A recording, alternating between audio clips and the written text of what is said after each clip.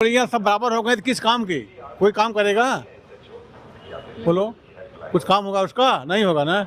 तो जिसका सबका अपना अलग अलग वर्ग है, सबका अपना अलग अलग वर्ग है। किधर चलो, वहाँ चलो, ठीक है, क्यों हटाया ये? समझे ना।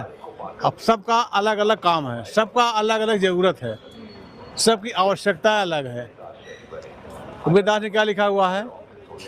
रहीमन देख बड़ेन को लख न दीजिए डार, जहाँ काम आवे सुई नहीं करे तलवार। जानती है इस बात को? नहीं, आप समझाइए सर प्लीज, एक बार जनता को भी नहीं समझाइए। नहीं, जो सुई का काम है वो सुई करेगी, तो तलवार काम हो तलवार करेगी। तो कौन सुई और कौन तलवार? सवर्ण है, ओबीसी हैं, एससी हैं। किस लिए बांटा था? बुजुर्गों ने किस लिए बांटा था? इसीलिए ना। जो लोग नियम संयम परंपरा बनाए हैं वो बहुत बड़े ही विद्वान थे, बहुत बड़े जानकार थे। सर उसके बाद कॉन्स्टिट्यूशन लिखा गया सर, उसमें बताया गया कि जातिगत भेदभाव नहीं होना चाहिए। कौन बता रहा है? कॉन्स्टिट्यूशन पढ़ा है सर आपने? हाँ पढ़ा है, महात्मा गांधी बताया ना, भेदभाव छोड़ो, छुआछूत छोड़ो। क्या वो बाकी लगाए थे क्या? वो तो खुद उस गंदगी में फंसे हुए थे। महात्मा गांधी खुद उसी में लगे हुए थे। देखिए, एक और चौपाई बता दूं आपको। आप क्या करते हैं सर? मैं टीचर हूँ, इंटर कॉलेज टीचर हूँ। लिखा है कहाँ पर? जौनपुर डिस्ट्रिक्ट। अच्छा, तो सर आप अपने बच्चों को यही जो टीचर नहीं। वाला जो आप शिक्षा देते हैं वो यही शिक्षा देते हैं? मैं शिक्षा यही देते हैं, इसलिए देता हूँ जो जिस कैटेगरी में है अपने में सब मस्त रहो, दूसरे के देख कर जलो मत। लोग यही आज कर रहे हैं। कौन किसको देखकर जल रहे हैं? छोटा बड़े को, बड़ा छोटे को।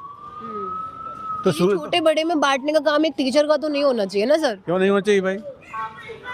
क्लास में 60 बच्चे होते हैं, एक बंदा खड़ा होकर पढ़ाता है। क्या सब थोड़ी जज बन जाते हैं? कोई एक बनता है, दो बनता है ना।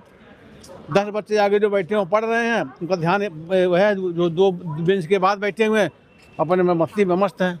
तो सब नहीं पढ़ते हैं, 60 में कई 2-4 बच्चे निकलते हैं और सब। नहीं, ये बात मान ली मैंने कि 60 में से 2 ही निकलेंगे या 2 ही आईएएस बनेंगे, 2 ही लॉयर बनेंगे। वही कैटेगरी वहाँ भी लागू होती है हर जगह। जो जिस परिवार की जो परंपराएं हैं, जो रीति रिवाज है, उसको बदलना इतना आसान नहीं है। आसान नहीं है, लेकिन बदलने की कोशिश तो करनी चाहिए ना। और आप तो बिल्कुल ही नहीं और आप तो शिक्षक हैं। कौन है सक्षम करने वाला? बताइए हमको, दिखाओ उसको, कौन कर सकता है कोई?